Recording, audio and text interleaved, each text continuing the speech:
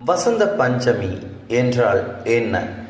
பஞ்சமி என்பது மாதந்தோறும் வளர்பிறையில் 5ஆம் நாளாகவும் தேய்பிறையில் 5ஆம் நாளாகவும் வரும் திதி ஆகும். பஞ்சமியில் மிக விசேஷமானது கருட பஞ்சமி, ரிஷி பஞ்சமி மற்றும் வசந்த பஞ்சமி. தட்சிணாயன காலத்தில், அதாவது ஆவணி மாதத்தில் வளர்பிறை பஞ்சமியில் சூரியன் பயணிப்பார். இதனை கருட பஞ்சமி என்றும், புரட்டாசியில் வரும் வளர்பிறை பஞ்சமிக்கு ரிஷி பஞ்சமி என்றும் பெயர். அதேபோல் உத்தராயண காலத்தின் தொடக்க மாதமான தை மாதத்தில் வரும் வளர்பிறை பஞ்சமி திதிக்கு வசந்த பஞ்சமி என்று அழைக்கப்படுகின்றது. இந்த நாளானது நாம் வசந்தத்தை வரவேற்கின்ற நாளாக அமைகின்றது.